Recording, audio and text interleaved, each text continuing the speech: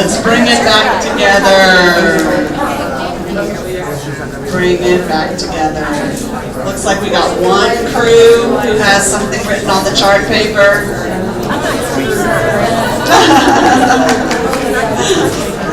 So we will let Cherie or Derico or Vanessa, somebody's going to share it. Vanessa, student, Derico. Cherie's up here. Good morning. Good morning. So the question was what? Can we tie the recommended changes to research and best practice? I am an academic, so I took what my committee said and I wrote citations for everybody, which means that this is in the research. That connects exactly with what we're talking about and the code changes. So I apologize for nerding out for you all for a moment, but we said yes, we can connect it. So when we talk about things like willful, deliberate disruption and failure to obey, I mean, not only did the facilitators provide us with information, so we went back to that and the whole idea of willful defiance and the research out of California. And Oakland in particular, the state of California has legislation that got rid of willful defiance as a suspendable behavior for all elementary school students. And cities like Oakland got rid of it, period. So the state had a law that set the benchmark, and so that, you know, they didn't create legislation out of the just pulling out of a hat. There's evidence to support the getting rid of it. We kind of compromised, I think, as a committee, because one of the things that occurred in California that the district hasn't necessarily presented as an option yet is that there was like millions of dollars invested in the more proactive strategies to counter those types of behaviors. And then I have a piece of research I think most people know.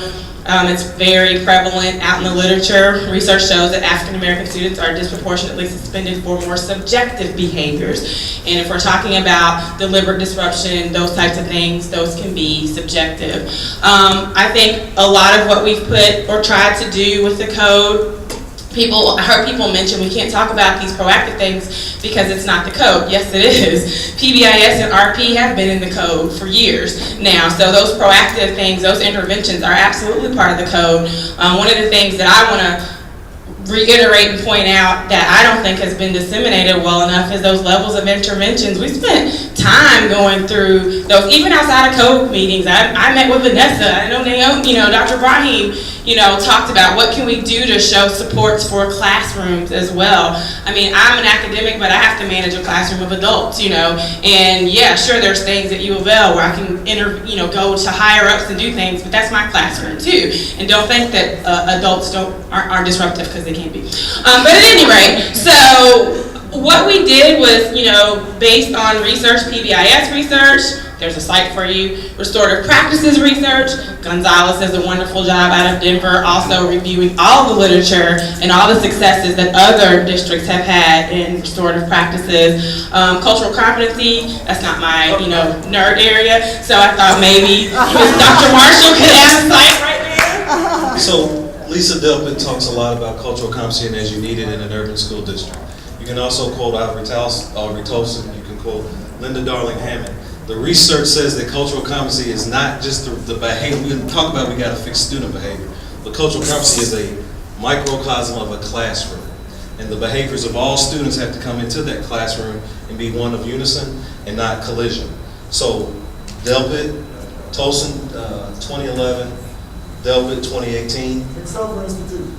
And the McSilver Institute. The McSilver Institute. And I can fill up 2 post-its of this, but the cultural competency pit is a part that's not on the code of conduct.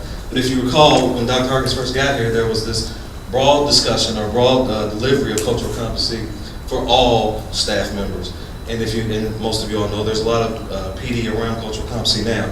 So this part of it is something else that we need to discuss and talk about, because this is quintessential to changing behavior, and it is not just focused on the student, because the student's not the only one in the classroom. There are teachers, adults, APs, etc. So thank you. You're welcome.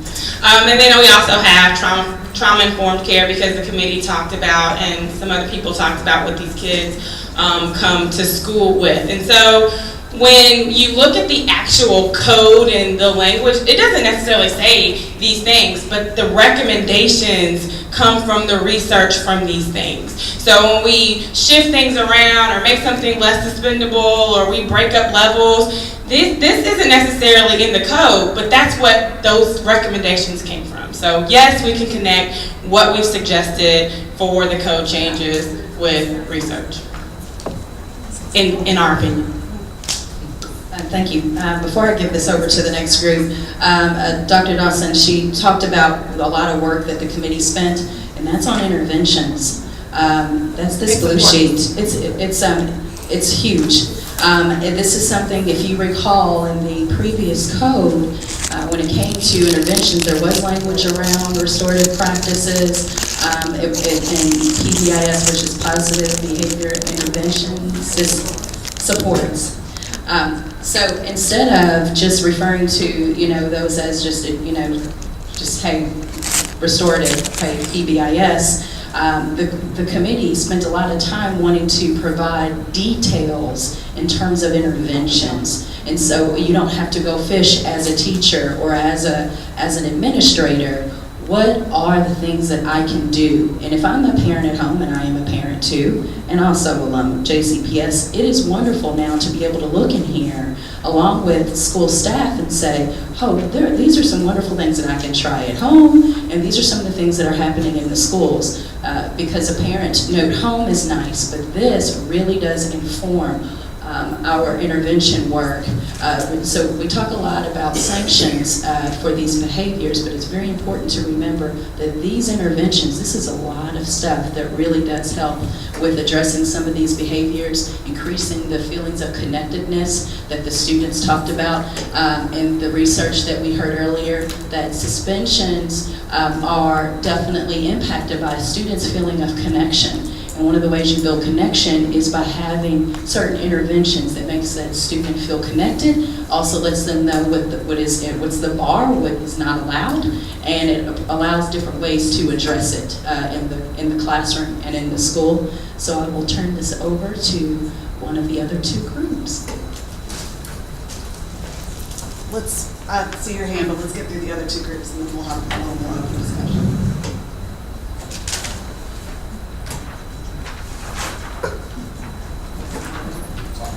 Toss it in the air, but it has it. Well, we looked at some of the different strategies that are on here, and I don't want to, please correct me if I'm not clear on what we sort of came to consensus on, but did not see a great deal of evidence supporting some of the current strategies. So far, so good. All right, seeing no opposition. So we did land on removing deliberate disruption for some of the reasons that the previous group mentioned, and I'll refer to their citations as well.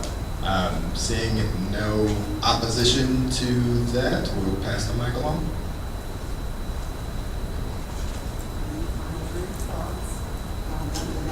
We'll share what the discussion centered around in your group. You can see the list of conclusions. Okay. The research is fine, but if we eliminate deliberate disruption, or for example, going down here where it talks about you no longer can suspend a student for, well, let's take gambling.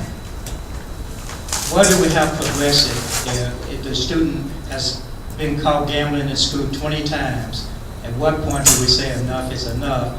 But more importantly, what message are we sending to the rest of the students? Because I don't know if we have any research that shows suspension changes a student's behavior.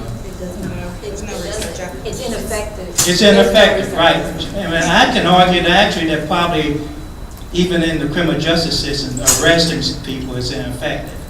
But one thing it does do is it incapacitates them, so they can't continue to repeat the same behavior in that school environment because you at least temporarily remove them from it. But as was pointed out at this table, what it does for principals is it sends a message and deters others from doing the same thing or from that violation. So if you have a student who repeatedly is, you he's going to throw dice no matter what you say to him, no matter how often you counsel him about dice. At what point do we say, you know, we got to put an end to this type of behavior? We got to send a message that you can't gamble in school during school hours. And if you take away school level suspension, although everything's confidential as far as school discipline, but students know that student was suspended for gambling, therefore gambling is not acceptable behavior in this school. It sends a message. You know, so we was looking at progressively, at what point do we say enough is enough and we gotta send a message that you can't do this type of behavior in this school. I think one of the other issues that we were talking about as far as eliminating deliberate disruption, I'm not sure that we had any problems with doing that, right? Although up here it says, I'm not sure I understand, failure to follow rules, failure to obey, remove that from the code. Are we saying we're going to define that somewhere else in the code? Failure to follow the school rules, the policies that, what the principal, the classroom rules, is that covered somewhere else in the code? Such as, we're talking about intentional confrontation with the teacher. The teacher says you need to sit down, and the student refuses to sit down and argues with the teacher. Do we have somewhere else in the code that's going to be covered? Well, I thought we was going to eliminate deliberate disruption. No, it's still there. It's tiered, remember? It's well, moderate, and significant. But I think the motion being put forward. Yeah. There was a discussion on removing deliberate disruption, so then if we do that, we're going to And we're not going to solve that conversation here right now. This is obviously needs to be an ongoing conversation. So I think Well, I guess what we wasn't sure about is, does the research show what really works and what doesn't? I mean, if suspension doesn't work, what does work? So, and I don't know how many times this has been said, so I'm gonna say it again. The research clearly shows that suspensions don't work. The research clearly shows that proactive, preventative measures, if funded correctly and implemented correctly, do work.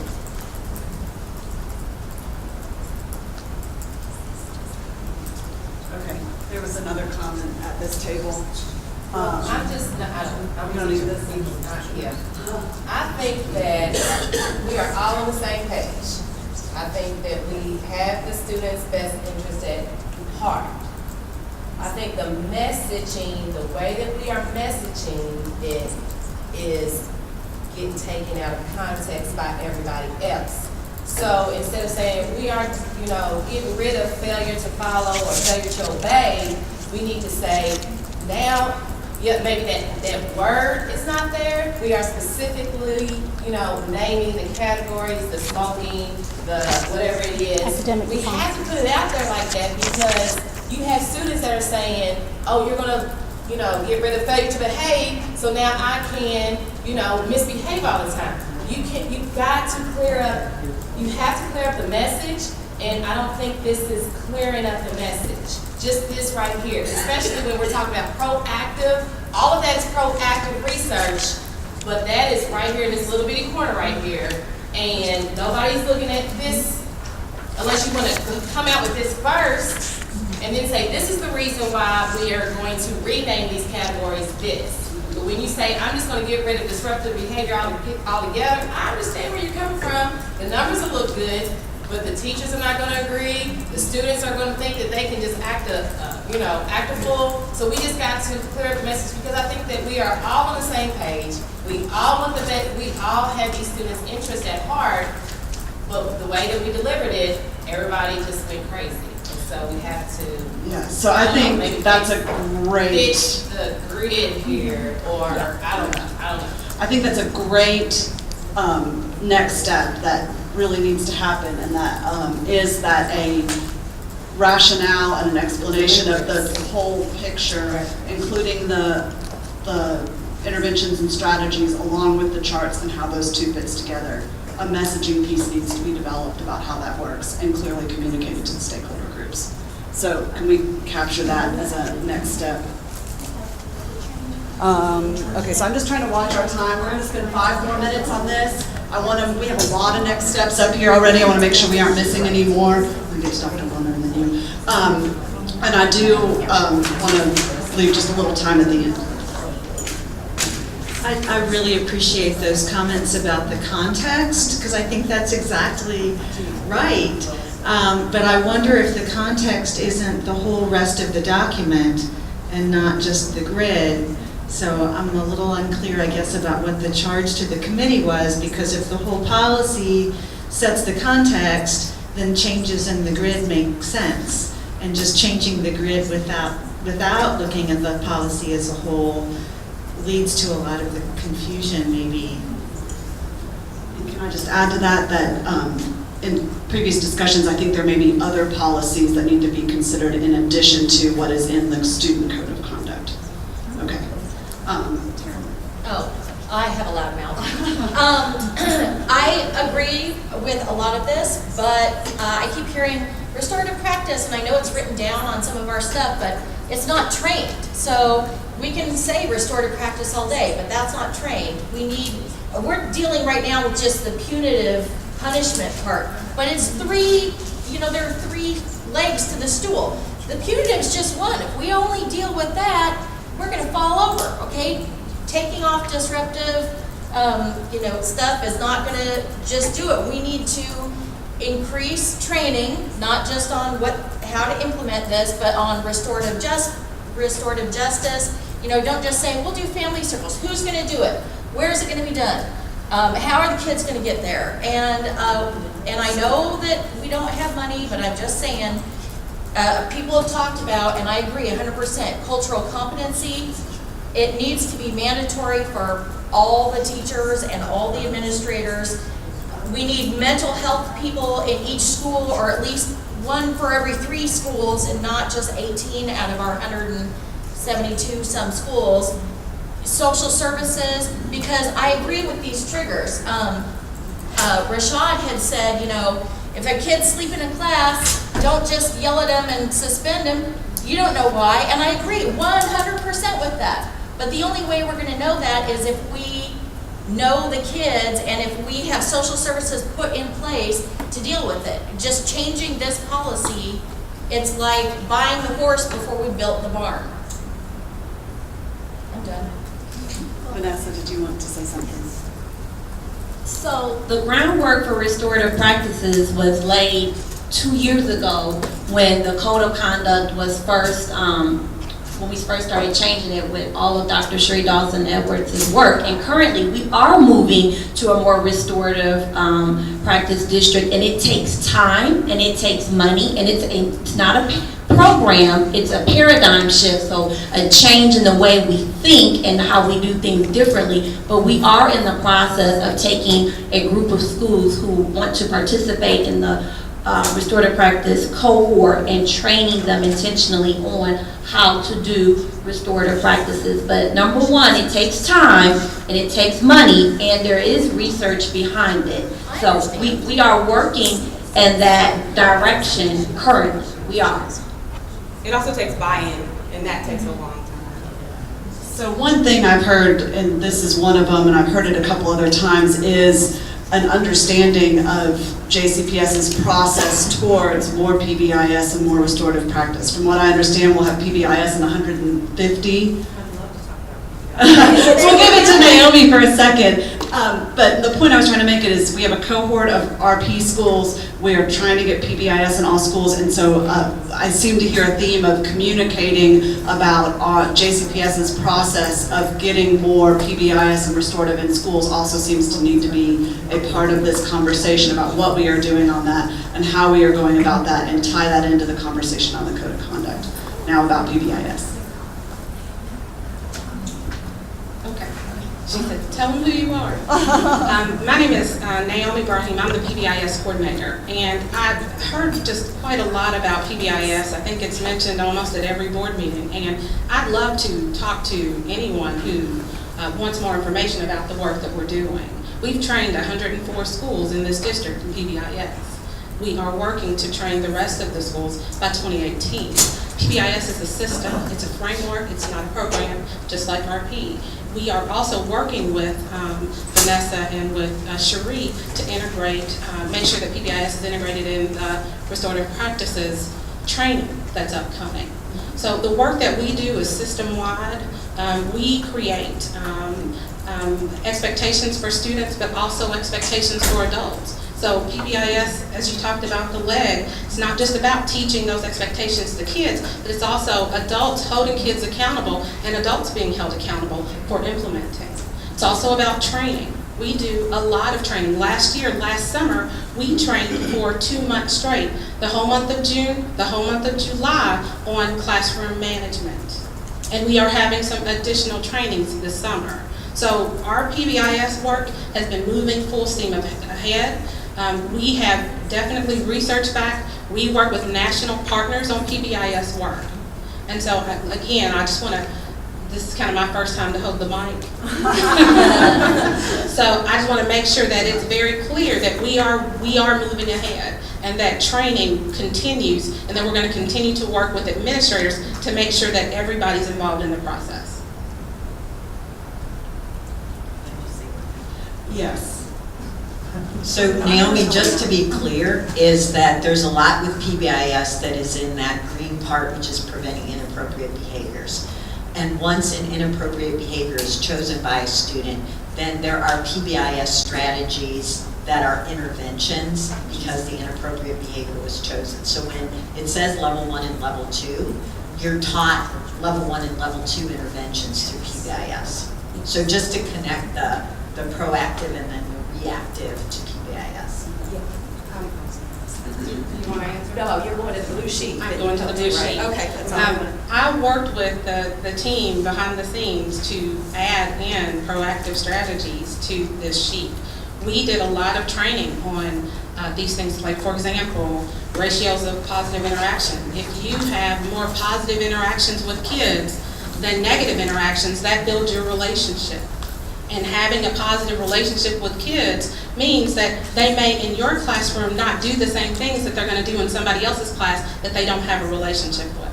So a lot of the work for PBIS is that proactive, yes, exactly, it's a sense of belonging.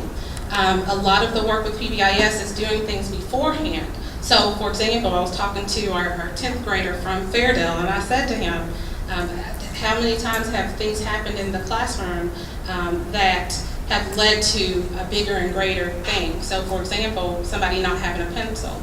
If you learn how to pre-correct issues and use 5 minutes to go back over school-wide expectations or your classroom expectations, then that can be that proactive strategy to avoid something happening major later.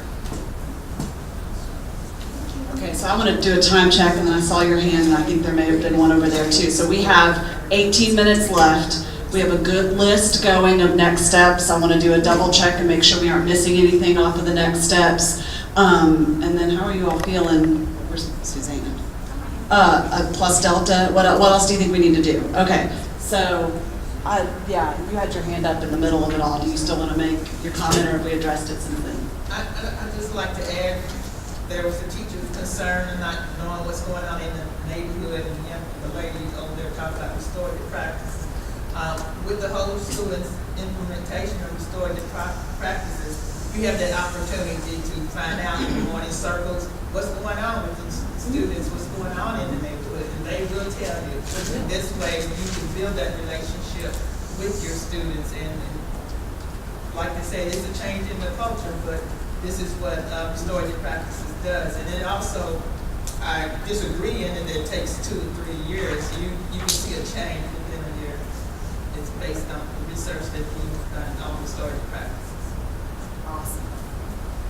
I agree too about what she was saying about PBIS, reviewing it periodically, especially when we have new students moving into the district throughout the year, military or otherwise. And they're sort of being left shortchanged if they're not understanding what the rules and expectations are. And also using peer buddy support systems. You have your next generation of people who are going to be our leaders, so use the kids in the classroom to help out the newcomers or the ones who are struggling. Or, hey, I've got an extra pencil, here's a pencil, borrow it, let's get going. Okay, let's shift over to next steps.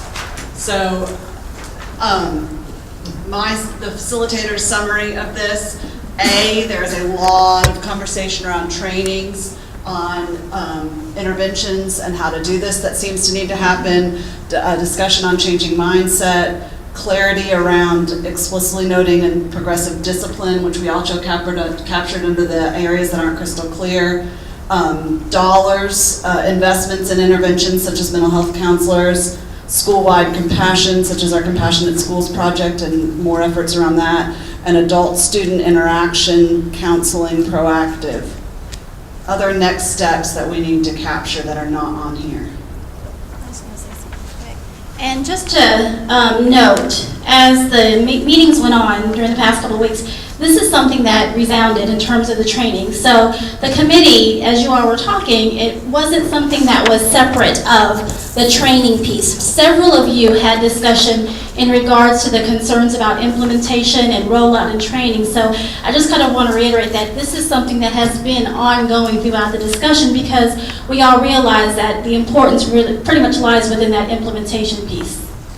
So can I add two next steps that I heard but didn't make it on here? One is around a messaging piece that was proposed over here around the tie-in between the leveling and the charts, so developing that messaging piece. And then the second is maybe a clear, simple document around the district status on where we are on PBIS and where we are on restorative practice and how those play into this. So some kind of a one-sheet flyer or video, what it may be. Other next steps. I see your hand, but let me start over here and then we'll get this. Okay, since we're proactive strategies, and I have been to the last Public Safety Committee Metro Council meetings, and this is with the trauma-informed care. And I know that we have data on domestic violence, but we do not monitor or find out, like, if there's a shooting, what kids in that area have been, affected by it. So I think there needs to be some type of monitoring system, mechanism, something within JCPS to where they can target the kids. Like, the only way that we know is if we are doing morning circles, which we don't do that anymore. But if we were doing morning circles, then the only way that I know what's going on with a child is if they tell me themselves. And so there's not a system, there's nothing in place right now that monitors and these are the children that are being suspended the most. This is your African American community, this is the African American disparity that's going on, and we have no type of system put in to tell us what's really going on. So I think that should be the next step. So to summarize that, development of a system that alerts staff or helps staff identify which students are struggling and how they're struggling. There was something else I had heard and now it's gone. Okay, I know I gotta come over here. Oh, I know what it was. There was a lot in what Dr. Chang shared with us and everything around a monitoring system of how the code of conduct is implemented. I think that's another next step, as Dr. Harkins is vigorously shaking her head, and that we got to discuss is a monitoring system of implementation of the code of conduct. To that point, anytime you have next steps, who owns them and how are they held accountable? And I think the accountability, I think Dr. Harkins is probably going to address, but they ought to have groups or names on them right now. I want to reinforce what Tia said over here about teachers getting to know this stuff. You've already taken one step with the domestic violence in the homes and that tie-in with LMPD. So that you've already been through the privacy issue of getting that information, but if it gets all the way into the JCPS administrators but doesn't get to the teachers, it doesn't work. So whatever that model was for domestic violence ought to be looked at for a whole bunch of other kinds of things so that that could be conveyed. Did we capture that? Yes, yeah. Okay. Other next steps. Dawn, and then we're gonna get to I'm gonna do Dawn, and is there anybody else that has a comment on this section? We're gonna move to plus delta and then some wrap up. Okay. I know there was a lot of discussion about the decisions that this committee made and a lot of anger and stuff like that. My question, after we have met for this long, what has changed? I mean, because we need some answers to, I know we have a lot of people that have these questions. We need to be able to tell them, this is the plan. Because right now, I'm looking at the meeting's getting ready to end, I don't know what we have decided to do. So we need, this thing's going to change, this direction or not, or going to keep the same. I think people need some answers. So I think the process is the board will make that final decision, but I think this goes to the messaging piece that is needed about how it all works together, which will help you make your case to other folks. But they're going to answer us for the recommendations. See, yeah. That's what the breakdown is getting ready to come. We're supposed to recommend things to them, and there was so much questions going on. We need to be able to tell them this is what we are recommending. And what I'm saying is, I think we're taking the same thing back to them. Right. It's going to be the same confusion, and that's not what I want. I'm not all about the confusion. Just if we need to make some changes to it, let's make some changes. I think this is not the end. I think the fact that we have 1, 2, 3, 4, 5, 6, 7 things on that aren't clear in the conduct that we obviously are not there yet. So I don't know what the process is next. That's John Marshall and Dr. Hargens will guide us, and we have a couple of summits next week. So I think the answer is we're not done, but we don't know what clearly the process is for going forward. Okay, I want to shift. Did you have something on this? I want to add something. Teacher a way for teachers to figure out what to do in certain situations. There are some ways to de-escalate, and I think something needs to be created in that area. So I think strategies and whatnot, and I think that it may be in PBIS and RP, and it's a training issue. It's something that all teachers need. Okay. It's not something for one, it's for all. Okay. It's a general class. Training for all teachers. Did you want to say something? We are part of the new teacher training. We're doing classroom management strategies, which is something that they focused on a little bit in new teacher training. So this year, we're going to be part of the we're doing classroom management, PBIS department is, for new teachers. So part of the New Teacher Institute. I'm not talking about just new teachers. There are some strategies that everybody can use, even parents can use.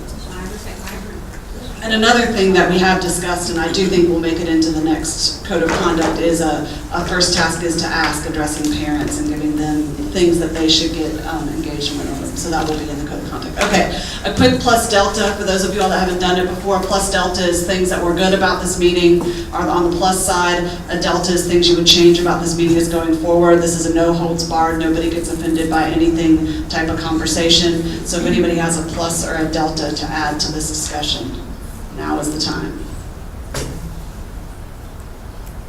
I want to say something. We need to have materials for everybody to show up and not be told that they can get it online. I'm a community person, but I'm also a retired teacher. When I show up for a meeting, I expect the information that is available to anybody else to be available. Okay. Other plus or deltas?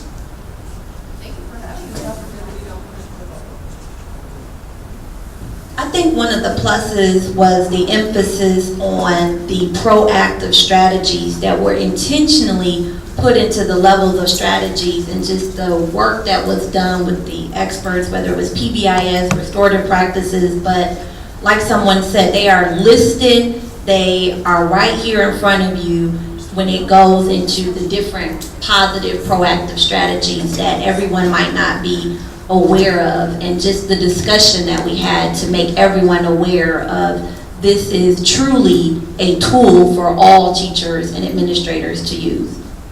That grounds this Other plus deltas. Kim, you can't say that I didn't bring coffee. No, just kidding. I wasn't going to do that to you.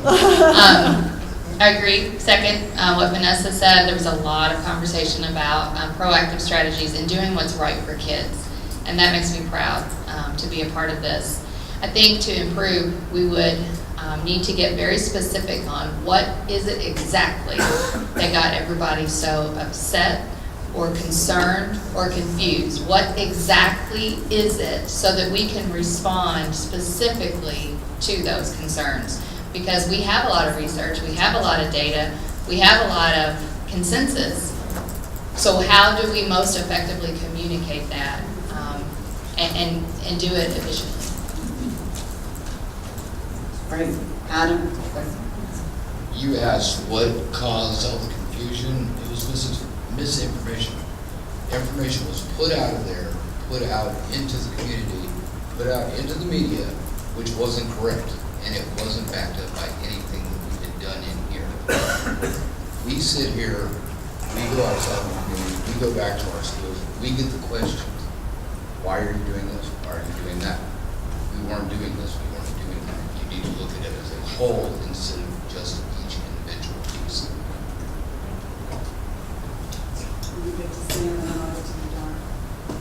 I think a plus is that we have a lot of honest, open discussion and communication in spite of the media being here. I felt like in previous meetings, the fact that the media was here or present kind of caused people to be hesitant to speak out, but I think in this meeting we all expressed our opinion regardless of how it might show up on the news media later.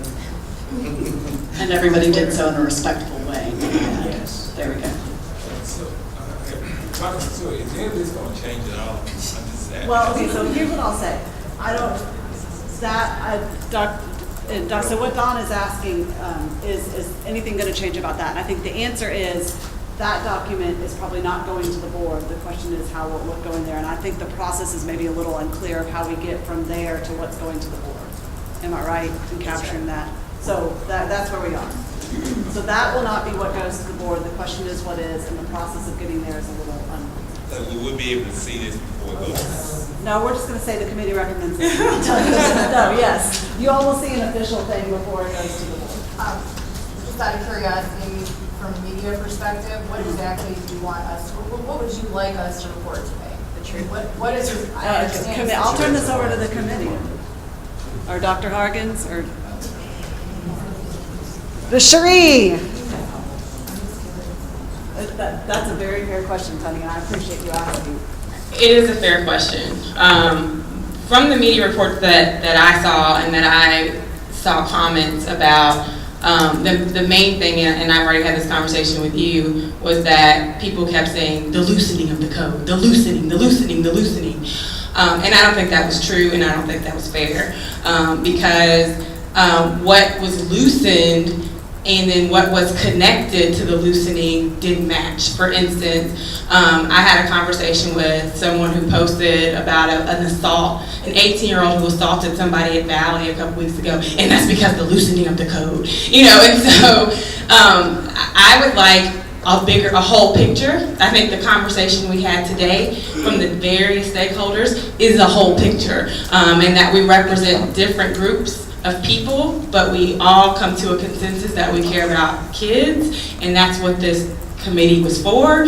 And the idea that any changes to the code make schools unsafe, that to me is an underlying media message, and I don't think that that's fair or accurate. So I would like fair and accurate reporting. Other thoughts from the committee on what you'd like to see? Okay. Thank you.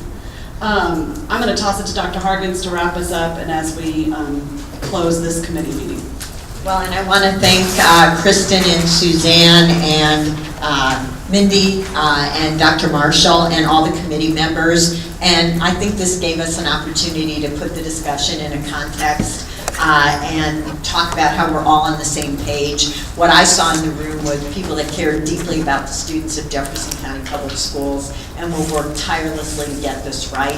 And I saw, we're appreciative that Board Member Horn and Board Member Wilner are here, but there are also parents in the room and community stakeholders. And so that's what I see, is that it's a conversation, but it's in the context of the whole of a system that we're going to work. And this is a part of it, but an important part. And we have, the other thing that we've heard is we have a lot of pieces in place. We need to bring all the pieces together to work together. And no small part will be, Dr. Chang is data management, so we can see how the system is working and how we can improve the system. So I want to appreciate that all of you came and that you took your time and your commitment and passion for Jefferson County Public Schools. So thank you, thank you, thank you. And again, there are more summits, and we're going to continue the conversation. But to Don Dillard's point, school will start in August, so we have to get from here to there all on the same page so that we have a great start to the school year with a system in place that is a system that can be improved. So Mr. Dillard knows exactly how far we are away from the start of school. So thank you, and Dr. Marshall, thank you, and the facilitators. All right, we're adjourned.